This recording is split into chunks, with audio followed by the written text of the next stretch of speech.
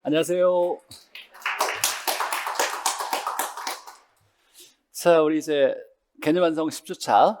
지난주에 투자론 좀 어려웠었는데 복습 열심히 했을 거라고 생각하고, 전에 얘기했듯이 통으로 어렵다고 날리면 안 돼요. 가장 중요한 기본 부분 제가 몇 가지 이렇게 포인트를 짚어줬는데, 거기까지는 이해하려고 노력하시고, 좀 세세한 내용들은 버릴 수 있다 하더라도 투자를 통으로 버리면 안 된다. 어려운 단원일수록 출제자가 문제 낼 때 쉬운 부분을 내요. 어려운 테마일수록.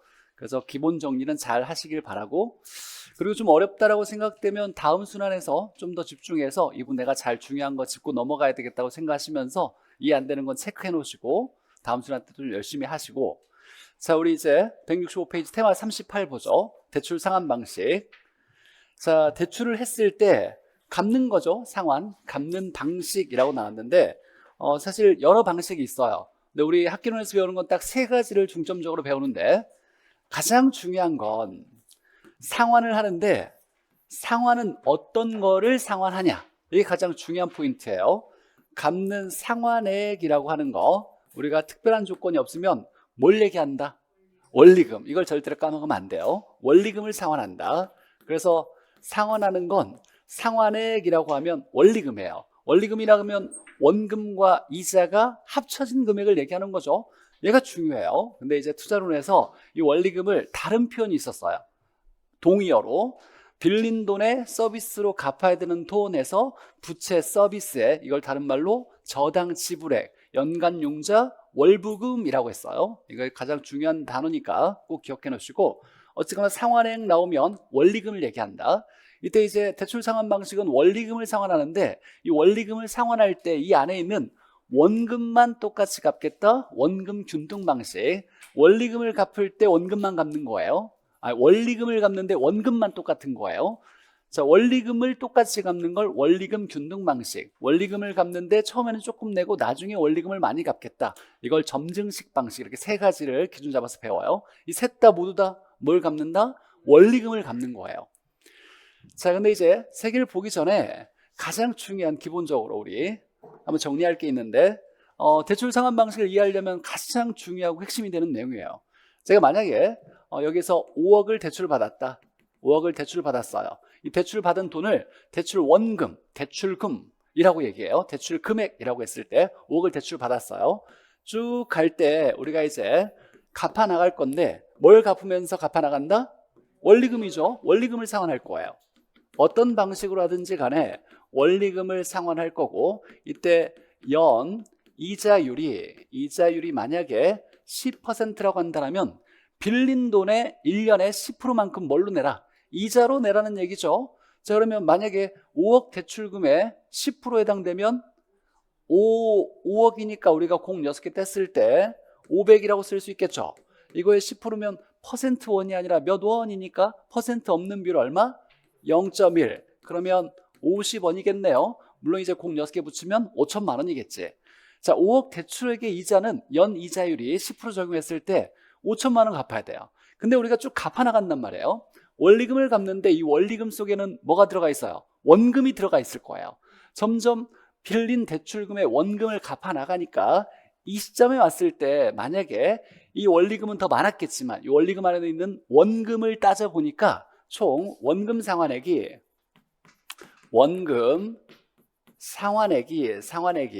3억이래요. 자, 그러면 못 갚은 대출액, 이 시점에서 못 갚은 대출액이 얼마?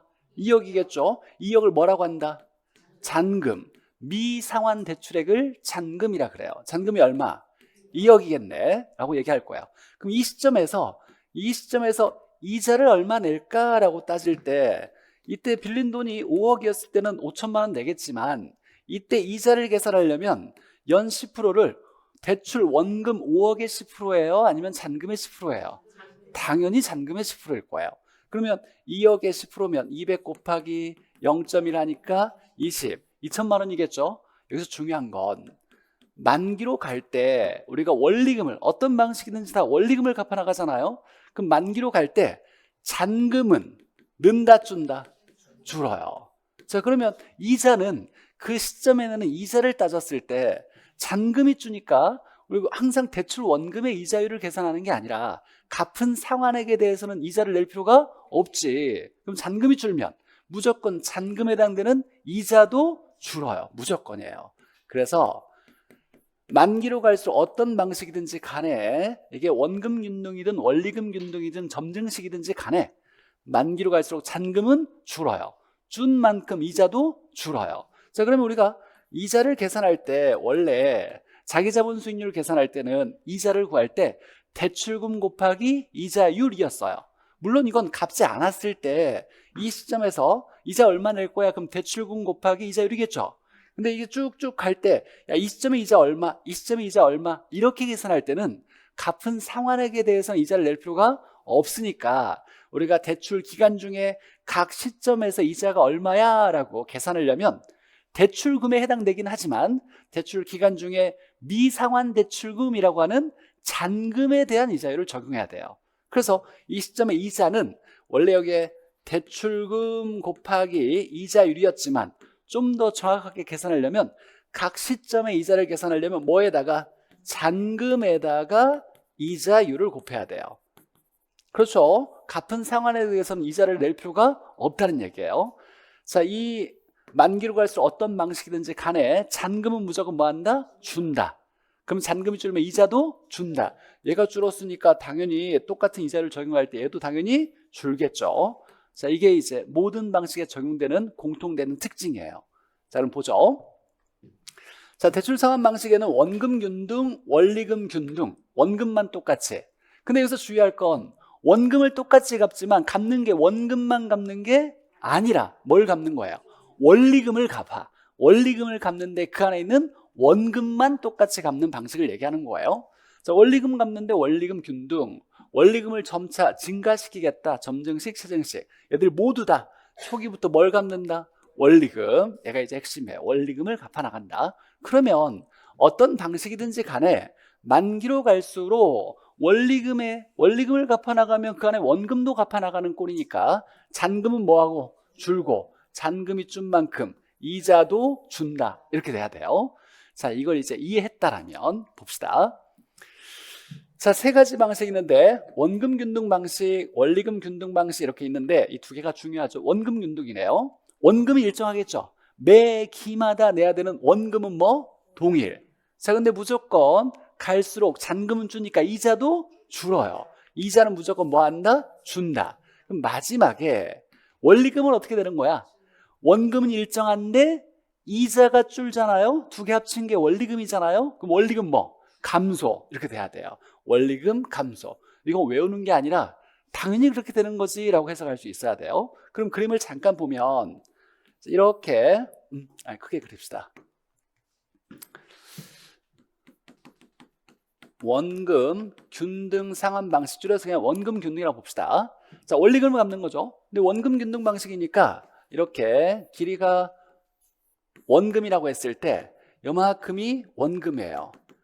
만기로 갈수록 원금은 다 똑같이 내는 거예요. 근데 우리는 원리금을 갚으니까 이자는 어떻게 되는 건데 이자는 무조건 뭐 한다? 준다. 이자는 처음에는 많이 냈다가 나중에 점차 이렇게 줄어요. 이게 이자예요. 그럼 이거 합친 건 뭐? 원리금은 점차 뭐 한다? 준다. 원리금이 만약에 100원이 줄었어. 뭐가 줄었다는 거예요? 이자가 100원 줄었다는 거예요. 원금은 일정하니까 이걸 원금 균등 방식이라 그래요. 자, 그럼 이제 원리금 균등을 보면 원리금이 일정하겠지. 그럼 첫 번째 원리금이 매번 똑같아. 원리금 똑같아. 근데 이자는 무조건 뭐 한다? 준다. 이자가 준다 그랬어. 이자는 줄어요. 자, 근데 원리금은 원금과 이자 합이잖아요. 자, 그럼 봅시다. 자, 여기에 원리금 균등 방식을 보면 요만큼이 원리금이라고 봅시다. 자, 이 길이가 원리금이에요.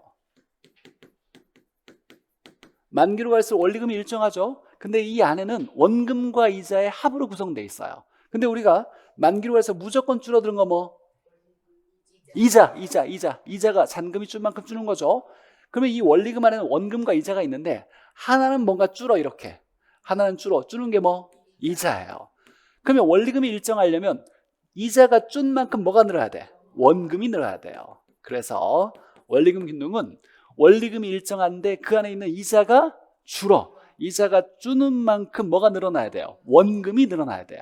그래서 원금 균등은 첫 번째 원금 균등에 두 번째 이자는 무조건 줄어. 그럼 두 개 합친 세 번째 원리금은 뭐? 감소. 원리금은 감소하겠다. 이렇게 해석할 수 있어야 되고, 첫 번째 원리금이 일정해. 원리금 균등은. 근데 그 안에 원금과 이자가 있어. 근데 이자는 무조건 뭐? 감소. 그러면 그만큼 준 만큼 원금이 늘어나야겠지라고 결론 짓는 거예요. 외우는 게 아니라 당연히 그런 거예요. 당연히. 이해하는 것도 어렵지 않고. 근데 이제 우리가 보통 원리금 균등 방식으로 상환 방식을 결정해서 주로 내는데, 이 원리금 균등 방식의 특징이, 자, 원리금 매번 똑같아요. 근데 그 안에 있는 원금과 이자의 구성 비율이 좀 달라져요. 점차. 처음에 초기에 내는 원리금의 대부분은 원금이에요, 이자예요? 이자예요. 이자가 대부분 차지하고 원금은 굉장히 조금이다. 만기로 갈수록 이자가 줄고 원금이 늘어나는 거예요. 그럼 이 원리금 균등 방식의 특징 중에 첫 번째가 초기에 원리금에 대한 이자의 비중이 커요, 작아요? 커요. 이게 이제 기본적으로 우리가 알아야 될 상식이에요. 보통 원리금 균등 방식으로 많이 갚아요. 원리금 균등 방식 갚는데 처음에 원리금 매번 갚는 건 똑같지만 갚는 원금은 매우 적고 대부분 다 뭐다? 이자가 차지한다라는 거예요. 자, 원금 균등, 원리금 균등. 이 그림은 당연히 이해할 수 있어야 돼요.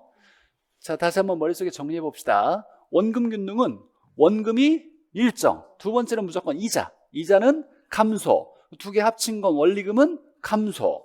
원리금 균등은 원리금은 일정, 그 안에 있는 이자는 감소. 마지막에 원금은 늘겠지, 그만큼이라고 해석할 수 있어야 돼요. 세 번째, 이제 점증식은 말 그대로 처음에는 조금 갚아, 원리금을 조금 갚고 나중에 점차 원리금을 늘려가겠다라는 거예요. 처음에는 상환 능력이 좀 적어서 나중에 돈을 많이 벌 거니까 나중에 좀 원리금 많이 갚을게 라고 하는 방식인 거예요. 그러니까 초기에는 원리금을 적게 내고 점차 원리금을 늘려가겠다. 그러면 우리 시험 문제 점심 나오면 얘만 나왔어. 미래에 돈을 많이 벌 수 있는 사람이야, 적게 버는 사람이야? 많이 벌어야겠죠. 미래 소득이 뭐? 증가될 거라고 예상되는 차입자에게 적합한 방식, 이렇게 얘만 나왔어요. 물론 여기에 좀 중요한 것도 몇 개 있는데 우리 시험에서는 점증식 나오면 얘만 나왔다는 거. 미래 소득이 증가할 거라고 예상되는 차입자에 적합하다. 자, 각각 비교할 건데 봅시다.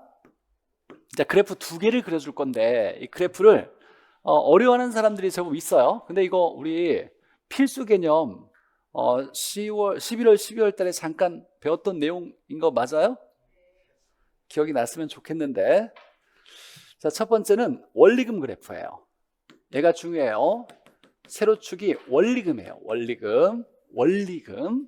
두 번째는 대출액인데, 대출액을 우리가 얘기할 때 중간중간에 대출액을 뭐라 그런다? 잔금이라 그래요. 대출액이에요. 대출액인데 각각 중간중간의 대출액은 갚은 거 빼고 남은 대출액이니까 이걸 뭐라고 한다? 잔금이라 그래요. 얘는 잔금 그래프예요. 자, 이 두 개의 그래프를 볼 건데 봅시다. 여기 만기로 갈 때. 자, 그러면 하나가 원리금이래, 원리금. 얘가 만기로 가도 원리금이 커지거나 줄어들지 않아. 원리금이 일정하죠. 무슨 방식? 당연히 원리금 균등 방식이겠죠. 원리금 균등. 하나는 점차 늘어. 이거 무슨 방식? 점증식. 원리금 처음에 조금 갚고 나중에 많이 갚는 거 점증식. 자, 그러면 하나 남았네요. 하나가 이렇게 내려가는 게 있대. 이건 뭐다? 원금 균등 방식이에요. 얘가 원금 균등 방식. 헷갈리면 안 되는 게 원금 균등이라 해서 균등하다고 생각하면 안 돼요. 원리금을 갚는데 원금이 균등하지. 근데 이자는 뭐 한다? 줄어요. 그러니까 당연히 합친 원리금은 줄겠지. 원리금이 줄은 건 이자가 줄어서지. 원금 균등하다고 일정하다고 놓으면 안 돼요. 그러면 이 그래프에서 초기와 만기의 그래프가 뒤집어지니까 항상 문제는 초기를 내요. 초기에 원리금을 가장 많이 갚는 건 무슨 방식? 원금 균등 방식. 이거 하나 기억해놔야 돼요.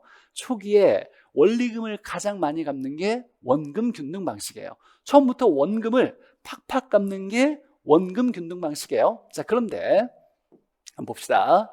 여기 1회차라고 해봅시다. 1회차. 1회차의 원리금이 얘가 200원이고 얘가 150원이라고 나왔어요. 원리금이. 원리금이니까. 근데 1회차에 이 두 개 나머지 조건은 똑같다고 했을 때 이자만 따져봅시다. 이자는 뭘 따라가야 돼요? 잔금 따라가야지. 맞아요? 잔금에다가 이자율이죠. 나머지 조건 똑같으니까 이자율 동일해요. 근데 1회차는 한 번도 안 갚고 처음 갚으려고 할 때야. 그러면 갚은 게 없다 보니까 잔금이 뭐랑 똑같아? 대출액이랑 똑같겠네. 처음에 대출액이 똑같아요. 둘 다 똑같이 5억씩 빌렸을 때요. 근데 처음 내려고 해. 근데 갚은 게 없어. 처음 내려고 하니까. 그러면 대출액으로 잔금이 동일하겠네. 맞아요? 맞아요. 대출액으로 잔금이 동일해요. 자, 그러면 이자도 뭐하다? 동일하겠지. 만약에 첫 해 이자가 동일해서 100원이라고 해봅시다. 100원. 그러면 200원 중에 이자가 100원이니까 원금 얼마? 100원. 150원 원리금 중에 이자가 100원이니까 원금은 50원. 이렇게 되는 거예요. 아, 그러면 초기에 원리금을 많이 낼 때 뭐도 많이 낸다? 원금도 많이 낸다예요. 자, 초기에 1회차에 이자는 똑같아요. 이자율은 동일할 거니까 왜 똑같은데? 잔금 따라가는데 처음 갚을 거니까 그 전에 갚은 게 없어. 그럼 대출액으로 똑같아, 잔금이. 그럼 당연히 똑같겠죠? 두 번째부터는 어떨까요? 두 번째부터는 같을까 다를까? 다르죠. 왜 달라? 잔금이 달라지니까. 잔금은 왜 달라졌는데? 갚는 원금이 다르니까. 이렇게 되는 거예요. 자, 그럼 이제 여기서 이제 해석해야 될 거, 그래.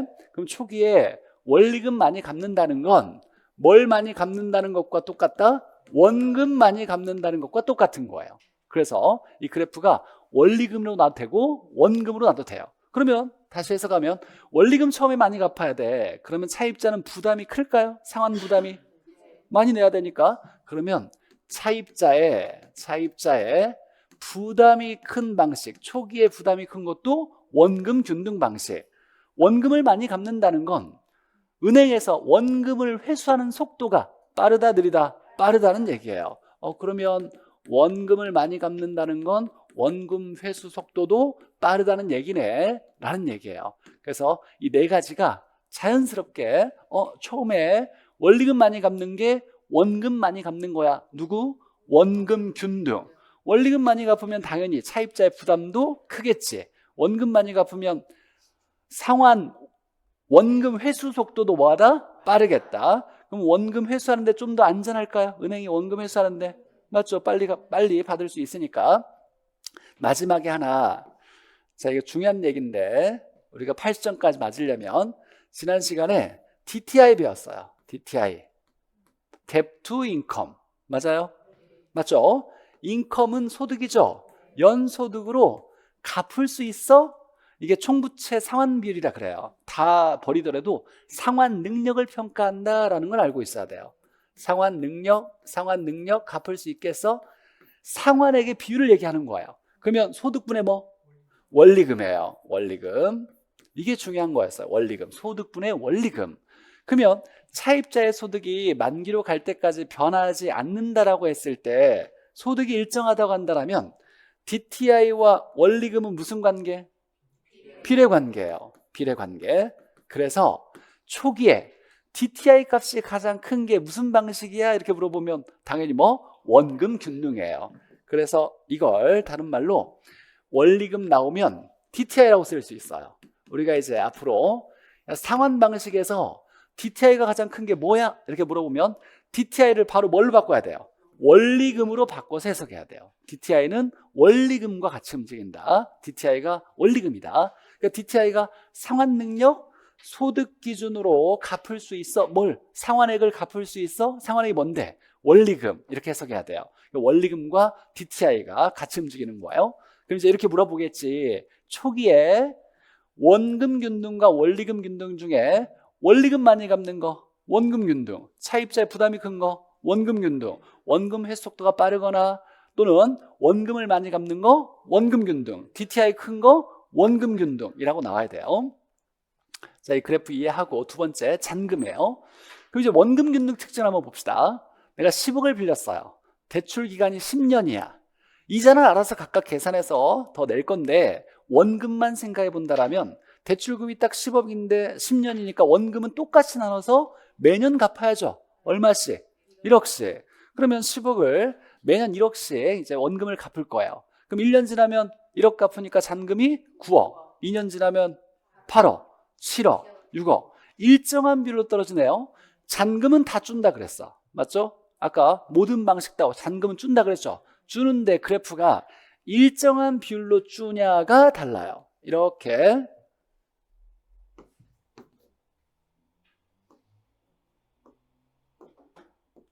이렇게 일정한 비율로 준다. 직선으로 딱 줄어드는 게 있다라면 얘는 뭐? 원금 균등이에요. 원금 균등 방식이고, 나머지는 줄긴 하는데 모양이 조금 달라요. 원리금 균등은 이렇게 줄어. 이렇게. 점증식은 특이하게 좀 올라갔다가 줄어들어. 이렇게. 얘는 원리금 균등, 얘는 점증식. 근데 특이하게 올라가는 데가 있죠. 특이하지만 우리 문제에 한 번도 나온 적이 없어. 어쨌거나 잔금이 올라간다고 갚지 못한 거네. 오히려 빌린 꼴이 된 거죠. 이런 걸 못 갚았다라고 해서 뭐라고 하냐면 마이너스 상환이다, 부의 상환이 나타났다라고 얘기해요. 점증식은 초기에 못 갚은 꼴이야, 빌린 꼴이네. 왜 그러냐? 갚아야 되는 이자가 있는데 이자도 감당이 안 될 만큼의 너무 적은 원리금을 갚아. 그럼 못 갚은 이자를 빌린 꼴로 부채로 넘어가는 거예요. 그래서 잔금이 초기에만 좀 올라가. 그러면 점차 이제 갚는 원리금이 많아지겠죠? 이제 이자도 갚고 원금을 갚을 정도가 되면 줄기 시작하는 거예요. 근데 우리 시험에 한 번도 안 나왔어. 특이하게 점증식은 초기에 너무 조금 갚다 보니까 못 갚은 꼴이 나타나네 라고만 해석하면 돼요. 자, 이렇게 쭉 주는데 언제나 보니까 언제나 초기든 만기든지 간에 잔금이 가장 작은 건 뭐? 원금 균등이에요. 잔금이 가장 작대. 그럼 생각해 봐야 돼요. 잔금이 작다라는 건 갚은 원금이 많았다는 얘기죠. 그럼 잔금이 줄었다는 건 이자를 많이 내, 조금 내? 잔금이 팍팍 준대. 잔금이 팍팍 주니까 이자도 팍팍 줄겠지. 그럼 전체 총 내는 이자가 뭐냐? 이 넓이가 총 원리금에 해당되는, 이 넓이가 원리금에 해당되는 내용이에요. 근데 얘 셋 다 갚아야 되는 원금은 동일하니까 이 넓이가 작다라는 건 그만큼 이자를 조금 낸다는 거예요. 원금 균등은 언제나 잔금이 가장 작아. 근데 어떤 상황이든지 간에 세 개 중에 이자를 가장 조금씩 낸다는 거예요. 그럼 전체 내는 이자가 가장 조금 내는 방식은 무슨 방식? 원금 균등 방식이에요. 그래서 이거에서 이자 상환액이 가장 작은 건 뭐다? 원금 균등이 가장 작더라라고 해석할 수 있겠네요. 언제나 잔금이 가장 작은 거 원금 균등. 잔금이 가장 작다고 이자를 가장 적게 낸다는 얘기네. 전체 이자를 조금 내는 거 원금 균등. 자, 근데 이제 우리가 지난 시간에 LTV를 하나 배웠어요. LTV, Loan to Value. 론은 뭐? 대출의, 밸류는 뭐? 가치. 자, 시간이 지날 때 부동산의 가치가 변함이 없다라고 가정했을 때 이 대출액과 LTV는 무슨 관계? 비례. 근데 중간중간에 대출액을 뭐라 그래요? 잔금이라 그래요. 얘를 우리가 처음 해볼 때는 대출 원금이라고 하지만 중간중간 대출액이 뭐야? 못 갚은 상환의 미대출 상환의 잔금 얘기하는 거예요. 자, 그러면 잔금과는 무슨 관계? 비례. 그래서 얘 대신에 뭐를 쓸 수 있냐? LTV를 쓸 수 있어요. 언제나 LTV가 가장 작은 게 무슨 방식이야? 그러면 원금 균등이에요. 이렇게. 그래서 이 두 개 그래프를 열심히 그려보면서 이해할 수 있어야 돼요. 다시 한번 봅시다. 이렇게 됐을 때 여기에 원리금을 썼어요. 그럼 일정한 거 뭐? 원리금 균등. 커지는 거 점증식, 내려가는 거 원금 균등. 그러면 얘가 원금 균등이니까 초기에 원리금을 많이 내는 거 원금 균등. 원리금 많이 내면 원금도 많이 내겠지. 원리금 많이 내면 차입자의 부담도 크겠고, 원금 많이 내면 원금 회수 속도도 빠르겠지. 원리금은 DTI와 같이 움직여. DTI는 소득분의 원리금인데 소득이 일정하다고 할 거니까. 자, 두 번째가 잔금이에요. 잔금은 어떤 방식인데 다 주는데 일정하게 비율로 줄어드는 거, 이런 게 있다라면 얘는 뭐다? 원금 균등이에요. 원금을 똑같이 나눠서 갚다 보니까 갚는 게 항상 똑같아. 그럼 일정 비율로 줄어야 돼. 자, 그리고 원리금은 좀 올리고 점증식은 좀 더 올려야 돼요. 언제나 잔금을 가장 조금 내는 거 원금 균등. 잔금을 조금 낸다고? 이자율이 다 동일한데 잔금을 조금 내. 이자도 조금 내겠네. 매 시점마다 이자를 가장 조금 내는 게 원금 균등. 그럼 전체 내는 이자를 가장 조금 내는 건 원금 균등이겠지. 얘를 LTV로 볼 수 있겠네.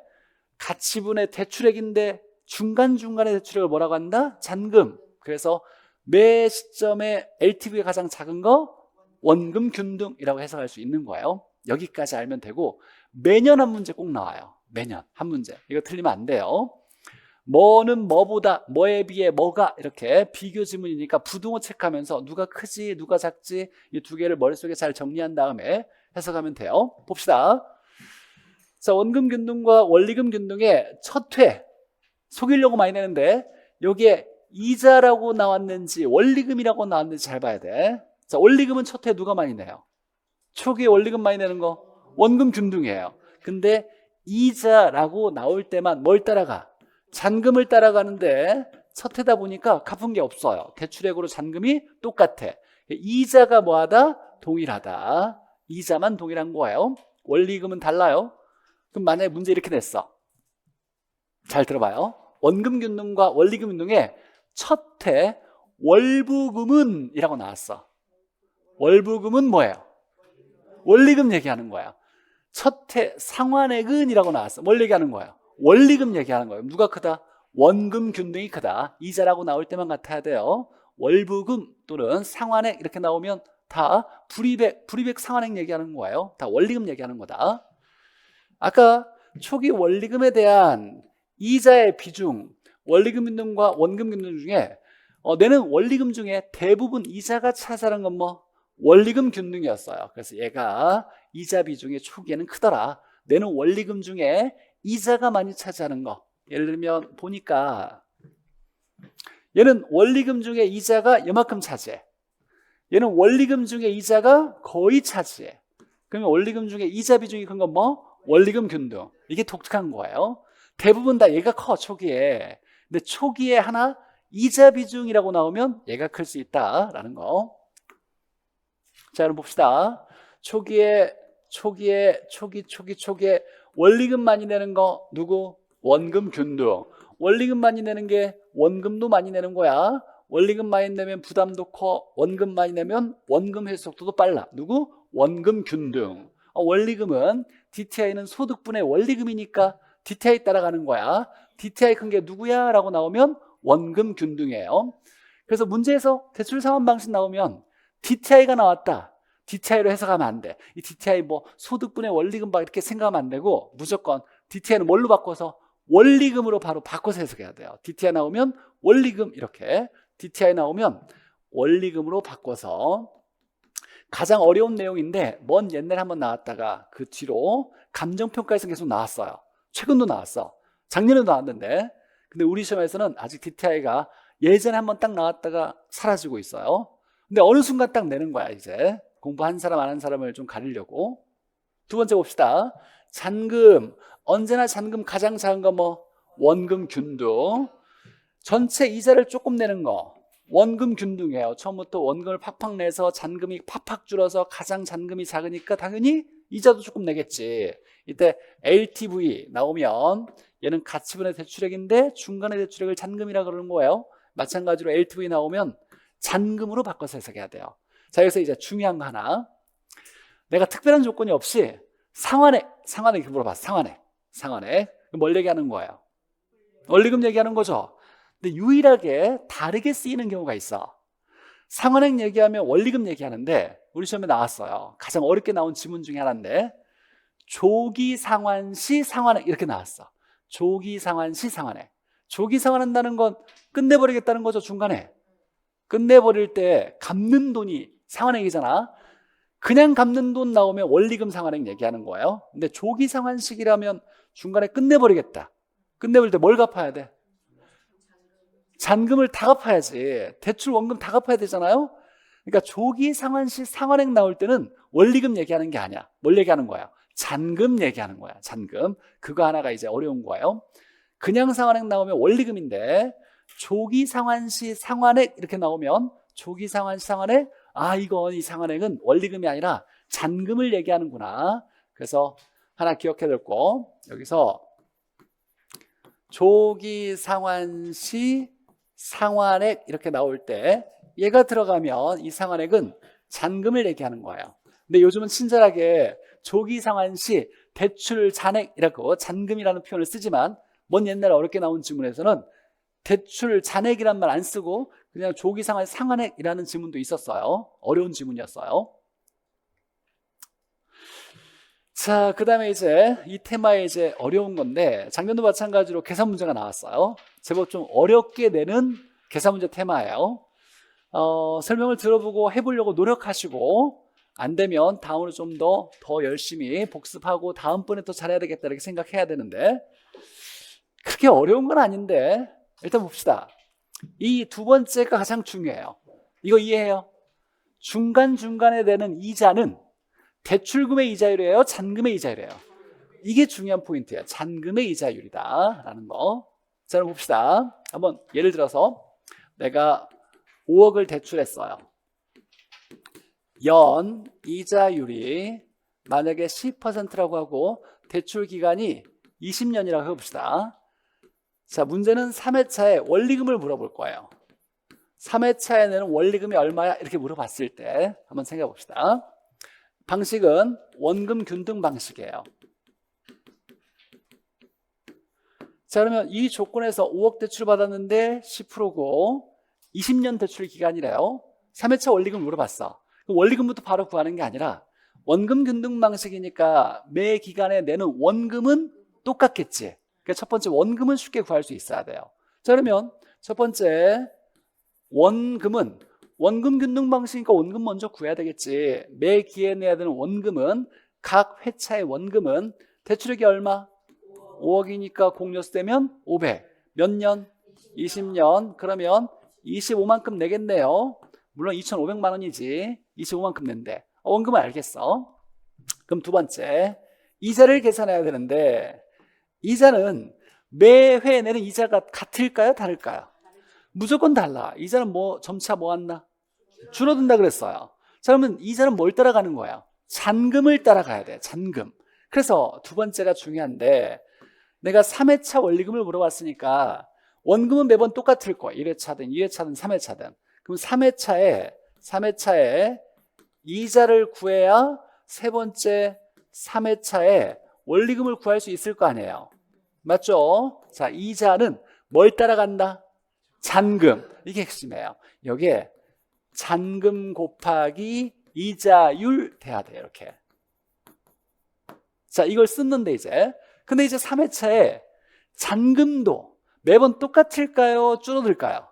줄어들겠지. 자, 그러면 잔금은 어떻게 계산할 거야? 라는 걸 이제 생각을 해야 돼. 여기서 잠깐 생각. 대출금 중에 잔금을 계산하려면 갚은 원금을 알아야지. 맞아요? 갚은 원금을 알아야 돼요. 이 3회차라는 말 속에 전에 몇 번 갚았다? 2번 갚았고 세 번째 얼마 낼 거냐를 생각하는 거죠. 2번 갚은 거야. 그럼 당연히 상환한 원금은 얼마씩 갚는다고 계산했어요? 25원씩 몇 번? 2번 냈다는 거예요. 2회 상환 원금 했다는 얘기예요. 그럼 얼마? 50원 냈다는 얘기지. 이거 하나 생각해서 잔금 계산하는 거예요. 그러면 대출액이 500원이었잖아요. 그죠? 이제 50원 갚았대. 그럼 잔금은 얼마야? 450원. 이거 계산하는 게 사람들이 너무 어려워해. 얘를 450원 쓰는 게 어려운 거예요. 잔금 곱하기 이자율인데 잔금을 하려면 갚은 거 알아야지. 그럼 3회차면 몇 번 갚았어? 2번 갚았지를 생각해서 25원씩 2번 갚았으니까 50원 뺀 나머지가 잔금이겠지. 이자율 얼마? 10% 0.1. 그럼 얼마? 45원. 그러면 원리금은 원금 25원 매번 똑같고 3회차 이자가 45원이니까 더하면 얼마? 70원 갚겠네. 7천만 원 갚겠네 라고 계산하는 거예요. 그렇대. 가장 어려워하는 계산 문제 중에 하나예요. 봅시다. 다시 원금 균등이니까 원금을 얼마씩 갚는지는 알고 있어야 돼. 이건 뭐 100억인데 10년이래. 그럼 1년에 얼마씩 원금 갚아야 돼? 10억씩 나누면 되는 거잖아요. 그래서 원금은 매회 똑같아. 그래서 매회 대출액 나누기 대출 기간이야. 자, 근데 원리금을 물어볼 거야. 마지막에 원리금을 물어볼 거니까 원금 이자를 두 번째 계산할 건데 이게 몇 회차냐에 따라서 달라져요. 이게 만약에 5회차에 이자 얘는 똑같을 거니까 그럼 5회차에 원리금을 물어볼 거예요. 5회차 이자는 잔금 곱하기 이자율이죠. 얘는 똑같은데 얘가 달라져. 얘가 잔금이 줄죠. 매해 갈수록 어떻게 계산하냐 할 때 갚은 돈을 빼줘야지. 대출금에 갚은 돈. 그러면 5회차라는 말 속에 몇 번 갚은 거야? 4번 원금만큼 갚은 거예요. 이 계산하는 거야. 이 계산해서 대출액에서 이걸 빼면 잔금. 잔금 곱하기 이자율. 이자 나왔죠? 2개 더하면 뭐? 원리금. 이렇게 계산하는 거예요. 연습하시라고. 네. 알겠어? 라고 해서 시험장에 못 풀어요. 이걸 10번, 20번 계속 풀어서 보자마자 이렇게 푸는 거지 라고 그냥 기계적으로 나올 수 있을 정도가 돼야 긴장되는 시험장에서 풀 수 있는 거예요. 문제 봅시다. 자, 38-3번 168페이지 보죠. 자, 28에 나왔던 건데 5억을 대출을 받았대요. 그러면 우리 5억에 공 8개를 쓰면 힘드니까 500. 나중에 공 6개만 붙여주면 되니까 500원 빌렸다. 이자율이 5%, 20년. 자, 그리고 9회차에 내야 될 원리금이 얼마냐 이렇게 물어봤어요. 9회차의 원리금. 그럼 첫 번째 원금 균등 방식이니까 뭘 구할 수 있어요? 원금. 매회 내는 원금을 구할 수 있죠. 매회차 원금은 얼마? 500원을 몇 년? 20년 나누면 얼마? 25원씩 갚겠네 라고. 두 번째, 세 번째가 9회차 원리금을 구해야 되니까 몇 회차? 9회차의 이자를 계산해야지. 맞아요. 9회차 이자를 계산해야지. 그 9회차의 원금은 똑같으니까 원금에다가 9회차 이자 더하면 9회차의 원리금 나오겠지. 자, 이자는 뭘 따라간다? 잔금. 얘가 중요하죠. 잔금 곱하기. 이자는 매 회차마다 대출금이 일정하지 않고 갚으니까 잔금 따라가지를 머릿속에 항상 생각해야 돼요. 이자율이죠. 이자율. 자, 근데 이제 잔금을 계산하려면 한번 생각을 해야 돼. 이 생각을 못해서 어려워하는 거야.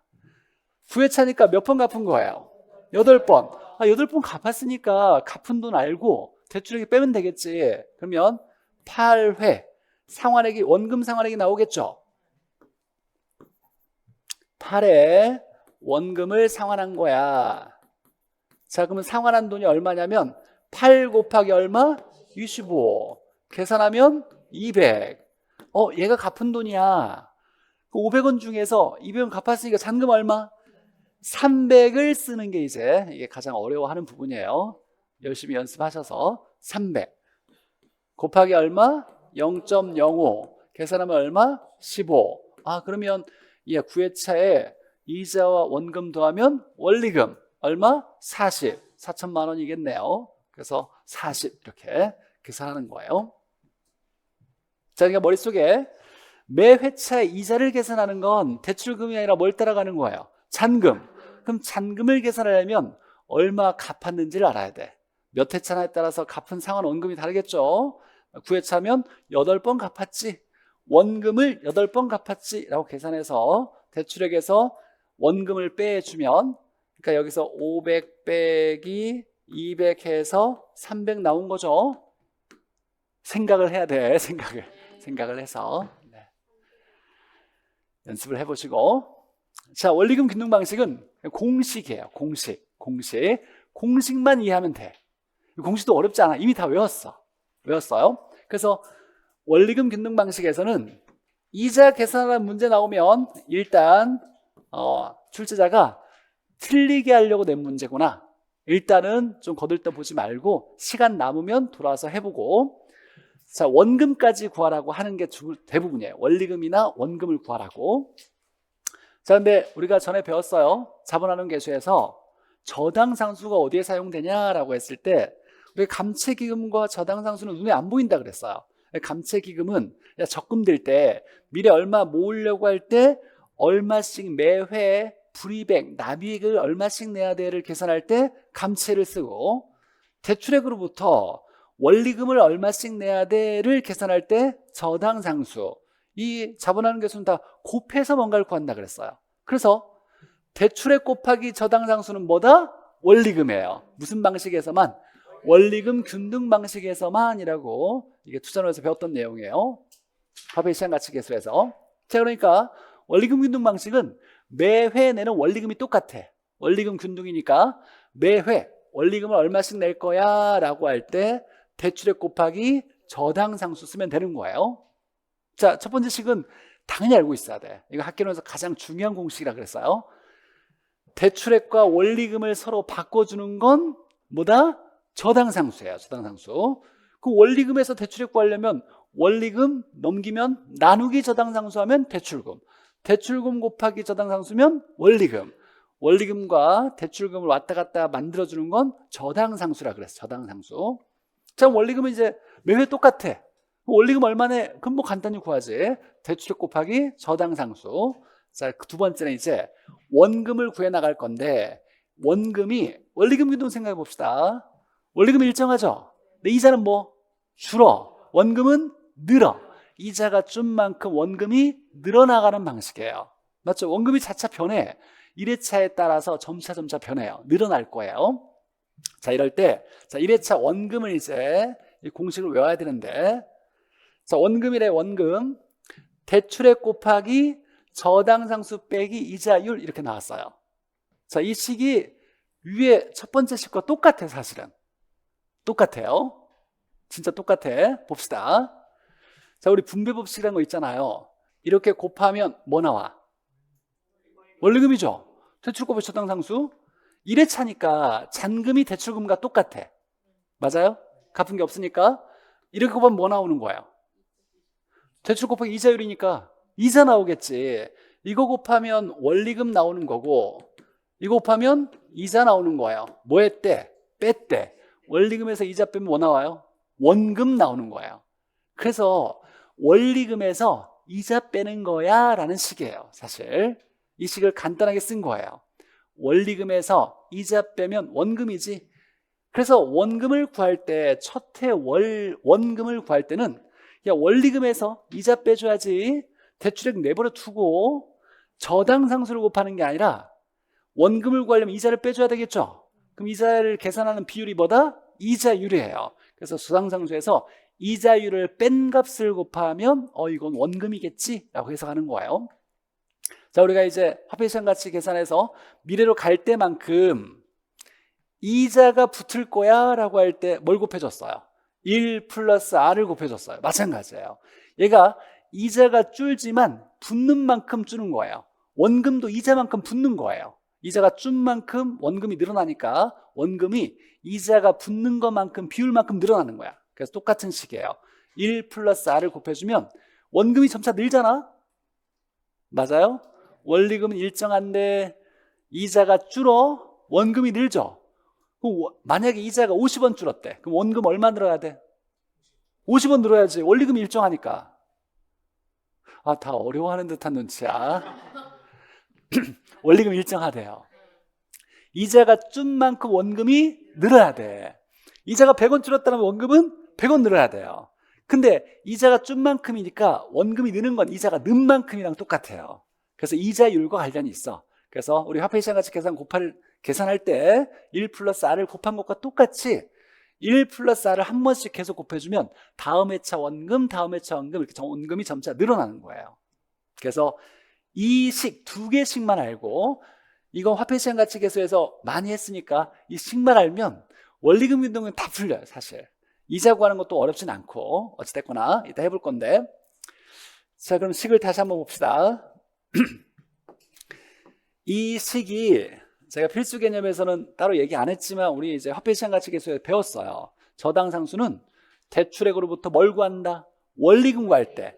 대출액으로부터 원리금 구할 때 뭘 곱한다? 저당상수. 이 식을 알아야 돼요.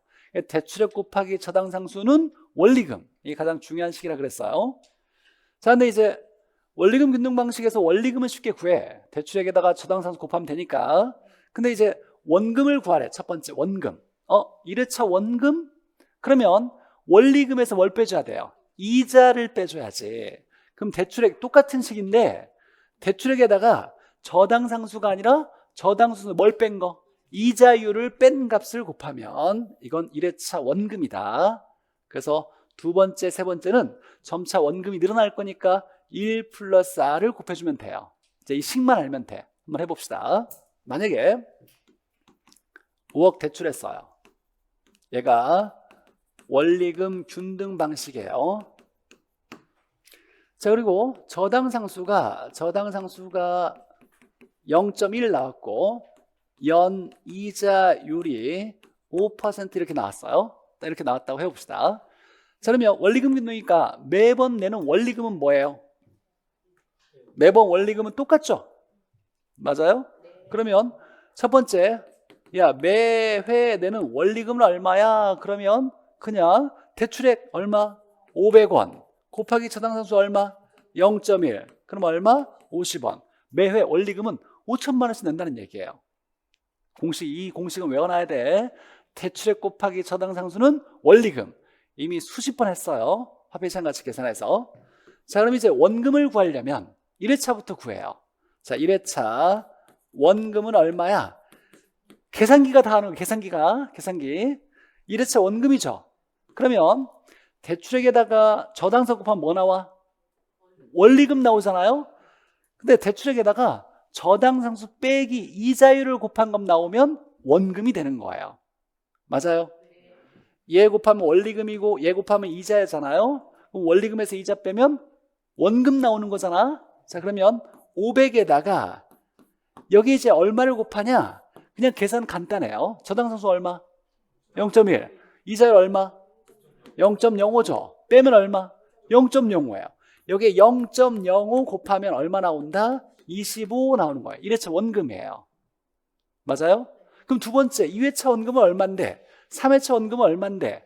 이제 계산기만 누르면 돼. 1 플러스 R을 곱하면 돼요. R이 얼마? R이 이자율 얘기하는 거예요. 0.05니까 얼마? 1.05 곱하면 2회차 원금. 여기에 또 1.05 곱하면 3회차 원금. 한 번 더 곱하면 4회차 원금. 이렇게 되는 거예요. 그러니까 공식만 이해하면, 잘 기억이 안 날 수도 있겠지만 공식만 알면 원리금 균등은 어렵지 않다. 원래는 사실 원리적으로 설명을 해줬어요. 근데 출제자의 문제를 보니, 출제자가 계속 냈던 문제를 보니 원리로 해석하지 않아도 돼. 그냥 공식으로 풀어도 충분히 풀 수 있는 문제를 낼 거니까 공식 아는 게 중요해라고 출제자의 의도가 보였어요. 그래서 이제 원리적으로 해석할 필요 없고 원리적으로 계산할 수도 있지만 필요 없고 공식 2개 외우면 돼요. 첫 번째, 이 공식 중요하다. 대출액 곱하기 저당상수는 원리금. 자, 이 식과 연관지어야 돼요. 저당상수에 대출액 곱하면 원리금 나와. 그럼 저당상수에서 이자율을 뺐어. 저당상수는 원리금 구하는 거고 이자율은 이자 구하는 건데 저당상수에서 이자율을 뺀 값을 곱했으니까 원금 나오겠지. 그래서 1회차 원금은 똑같이 대출액에다가 저당상수가 아니라 이자율을 뺀 값을 곱해. 그럼 1회차 원금. 점차 원리금 균등은 점차 원금이 늘어나겠죠? 맞아요? 늘어날 거야. 얼마큼? 1 플러스 R만큼 늘어날 거야. 그래서 한 번씩 곱해주면 다음에 원금을 구할 수 있더라라는 거예요. 공식 2개만 머릿속에 이해하면 돼요. 1 플러스 R은 우리가 계속 많이 해왔으니까. 자, 그럼 똑같은 거예요. 원리금 구할 때는 뭐 곱하기 뭐? 대출액 곱하기 저당상수.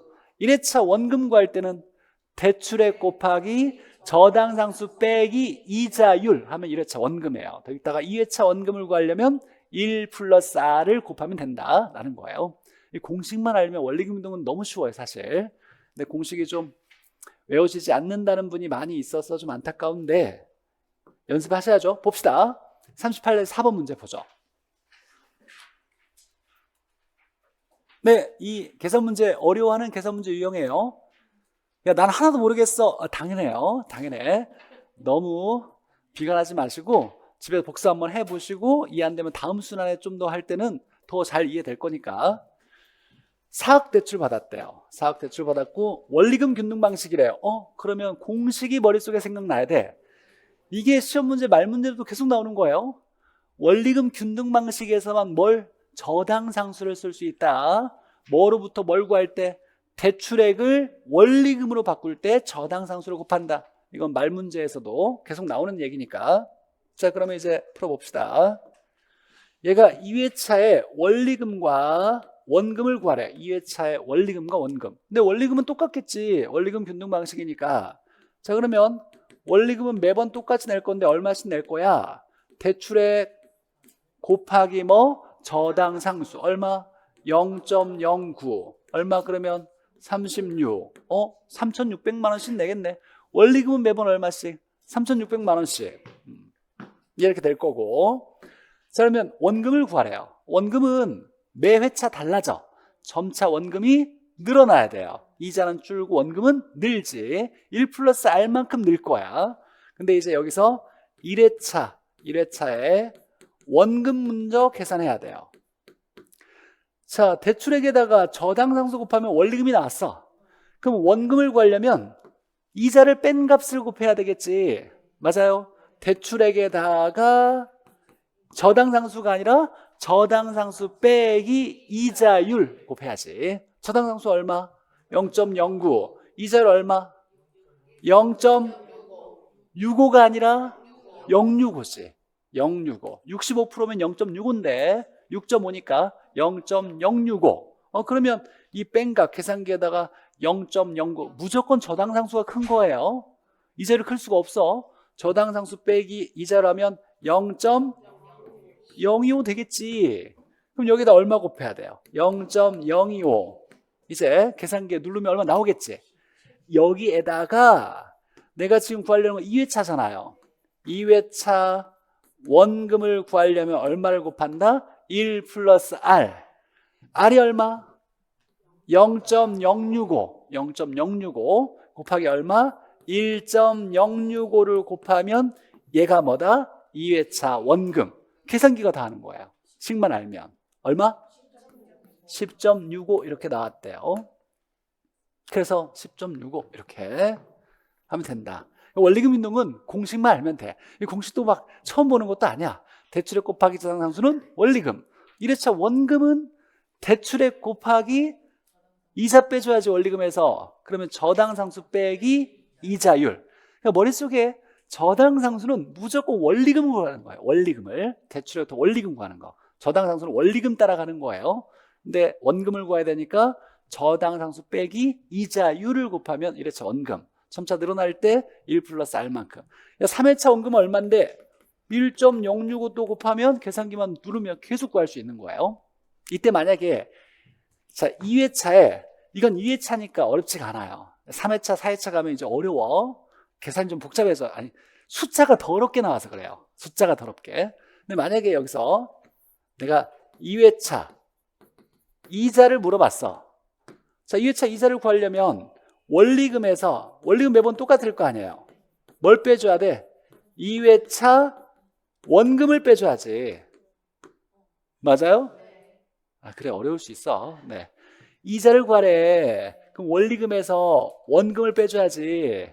2회차니까 2회차 걸 빼줘야지. 원리금 매번 똑같죠? 얼마? 36. 내 2회차에 원금 구했네? 10.65. 10.65.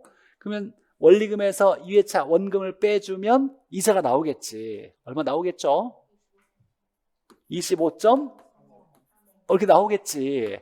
근데 여기까지 계산할 때는 출제자가 그냥 주려고 기본 정도로 공부했으면 풀 수 있는 문제라고 하면 여기까지 끝나는데 좀 더 어렵게 공부 잘하는 사람 또는 고난이도 문제를 내려면 2회차도 안 내. 3회차 이자를 구해라 라고 한다면 계산을 좀 많이 해야 돼. 숫자가 복잡해. 숫자가 복잡해서 좀 신경 써야 될 부분도 있고 긴장된 상황에서 실수할 가능성이 많으니까 이자 계산은 다음 순위에 좀 더 연습해 볼 거예요. 여기서는 이제 원리금과 원금 구하는 것까지. 원리금 구하는 식 대출액 곱하기 저당상수. 1회차 원금 구하는 거 대출액 곱하기 저당상수 빼기 이자율. 원금은 점차 늘어나니까 얼마씩? 1 플러스 R을 곱한 만큼씩 이렇게 계산해 나간다. 이 두 개 공식 기억하면 돼요. 자, 말 문제 풀어봅시다. 자, 틀린 거. 첫 해라 중요한 게 아니라 원리금인지 이자인지를 물어보는 게 중요한 거예요. 근데 여기 보니까 이자가 아니라 뭐라고? 원리금이라고 나왔죠. 그럼 초기에 원리금 많이 갚는 거 뭐? 원금 균등. 부등호 체크해야 돼요. 원금 균등이니까 얘가 커야 돼. 얘가 얘보다 크다. 맞네. 두 번째, 차입자에게 어쩌고 어쩌고 했는데 원금 회수 측면에서 안전하다. 누가? 원금 균등이에요. 원금 회수를 빨리 할 수 있는 거, 원금 많이 갚는 거 뭐? 원금 균등. 얘보다 얘가 유리하다, 안전하다. 맞네. 세 번째, 자, 중도 상환시 잔금이라고 나왔죠. 근데 여기 그냥 상환액이라고 나와도 얘는 뭐다? 잔금 얘기하는 거예요. 잔금은 언제나 가장 작은 거? 원금 균등. 원금 균등이 작아야지 얘가 얘보다 작다 이렇게 나와야죠. 자, 초기에 원리금에 대한 이자 비중이라고 나왔어요. 이자. 초기에 내는 것 중에 대부분 이자 차지하는 거 뭐? 원리금 균등이에요. 얘가 대부분이다. 그래서 원리금 균등이 얘보다 크다. 맞고, 총 이자를 가장 조금 내는 거 뭐? 원금 균등. 원금 균등이 무조건 작아야 돼. 얘가 가장 적다. 맞네요. 두 번째, 옳은 거 봅시다. 옳은 거. 자, 원리금 균등은 이라고 나왔어요. 자, 그럼 원리금은 똑같지? 그 안에 이자는 뭐? 이자는 무조건 이자를 증가하다, 일정하다 무조건 틀린 거예요. 이자는 무조건 감소. 잔금이 준 만큼 이자 감소해요. 이자는 감소죠. 원금은 점차 뭐 한다? 증가. 이렇게 나와야 돼요. 원금 균등이니까 원금 일정, 이자는 감소. 두 개 합치면 원리금은 감소. 원리금은 뭐 하다? 감소. 자, 가중평균 상환기간은 원금 회수기간으로 바꾸면 돼요. 원금 회수기간. 우리가 굳이 화폐 시장 가치를 따져가지고 가중평균 상환기간 이런 거 계산하지 않고 그냥 상환기간 나오면 원금 회수기간 얘기하는구나. 원금을 가장 처음에 많이 갚는 거 뭐?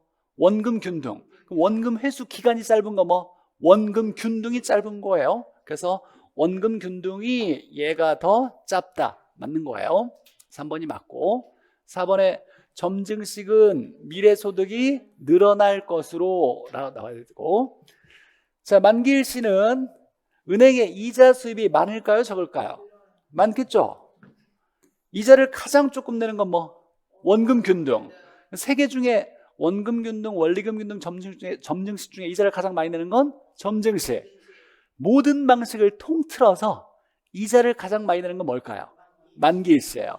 만기일시는 중간에 원금을 갚아 안 갚아? 잔금이 안 줄어. 그러면 대출액이 잔금으로 똑같이 계속 큰 게 일정에 나오잖아요.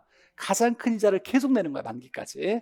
그래서 전체 중에 이자를 가장 많이 내는 방식은 만기 일시 상환 방식. 근데 거치식이라는 것도 있죠. 만약에 내가 원금 균등 방식인데 10년 대출 기간인데 3년 거치 후 원금 균등 방식으로 내겠다 이렇게 나왔어. 그럼 3년 동안 뭐만 갚아? 이자. 그럼 3년 후부터는 원금 균등 방식이죠. 그럼 전체는 이자가 그냥 처음부터 원금 균등하는 것보다 거치식이 있으면 이자를 내는 게 많아져 적어져? 많아지겠죠. 당연히. 거기까지 나왔어요. 시험 문제는. 자, 지문 봅시다. 틀린 것만 봅시다. 자, 이번에 원리금 균등이라고 나왔어요. 원리금 균등, 원리금 일정 이자 감소, 그만큼 원금 증가. 원금은 점차 뭐? 증가. 점증식 나오면 미래 소득이 늘어날 것으로. 자, 원금 균등과 원리금 균등의 1회차에 이자라고 안 나왔어요? 불이백이라고 나왔어. 내는 돈을 얘기하는 거예요. 뭘 얘기하냐면 상환액이죠. 이 상환액은 뭘 얘기한다? 원리금이에요. 원리금은 동일한 게 아니다. 누가 크다? 원금 균등이. 뭐라고 나올 때만? 이자라고 나올 때만 똑같다라고 나와야 돼요. 8번 봅시다. 총 이자 수입 크기는 가장 작은 거 뭐? 원금 균등이 가장 작아야죠. 순서도 잘못됐고 원금, 원리금, 점증식 이렇게 나와야죠. 자, 9번에 보니까 이게 20회 나왔다가 우리 시험에 더 이상 안 나왔어요. 근데 보니까 총부채 상환 비율이라고 해서 DTI죠. DTI 나왔어. DTI. 그럼 얘는 뭘로 바꿔야 돼? 뭘로? 원리금으로 바꾸라 그랬어요. 원리금. 그럼 대출 초기에 실행 시점이니까 초기죠. 초기에 원리금이 가장 많은 거라고 나왔어요. 대출 초기 원리금을 가장 많이 내는 거 뭐? 원금 균등이에요. 원금 균등 맞고. 자, 만기에 가까워지는 시점에 LTV라고 나왔네요. LTV 얘기하는 거죠. 그럼 얘 나오면 뭘로 바꿔라? 잔금. 언제나 잔금이 가장 작은 거 뭐? 원금 균등. 그래서 만기든 초기든 중간이든 상관없이 얘가 가장 작은 거는 뭐다? 원금 균등. 둘 다 맞는 거죠. 이거 하나 질문이 나왔어요. 다음에 나오면 엄청 많이 틀려 사람들이. 출제자가 어려운 지문을 내겠다 그러면 DTI와 LTV 내는 거예요. 근데 우리 시험에서 대출 상환 방식에서 DTI 나오면 원리금으로 바꾸면 되고 LTV 나오면 잔금으로 바꾸면 된다. 이렇게 해석해서 문제 풀면 되고. 10번 해봅시다. 자, 이게 이제 간평에 최근에 나온 건데 소득이 변동이 없대. 변동 없으면 신경 쓸 거 없고. 자, 보니까 DTI라고 나왔어. DTI 뭘로 바꿔라? 원리금으로 바꿔야 돼요. 괜히 아는 척하면서 DTI가 어쩌고 저쩌고 생각하면 안 돼. 원리금 생각해야 돼요. 그러면 원금 균등 방식에 라고 나왔어요. 원리금이 점차 어떻게 될 거야? 라고 물은 거예요. 원금은 균등이니까 원금 일정, 이자, 감소, 원리금, 감소. 감소라고 나와야 돼요. 높아진다가 아니라 감소라고. 그러니까 DTI 나오면 이건 뭘로? 원리금으로. LTV 나오면 잔금으로 바꿔서. 그럼 여기에 만약에 LTV는 어때지는 거야? 라고 물어봤어요.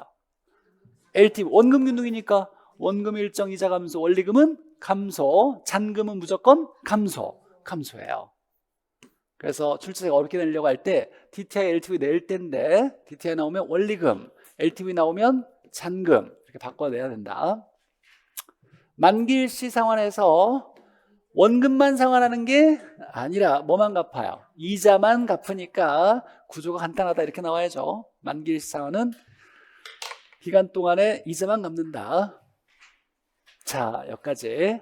좀 어려운 파트이긴 하지만 이해가 필요해. 이해가. 암기하려고 하면 금방 또 까먹고 헷갈리니까 가능한 복습하시면서 이해하면서 설명 들은 대로 이해하면서 복습하셔야 돼요.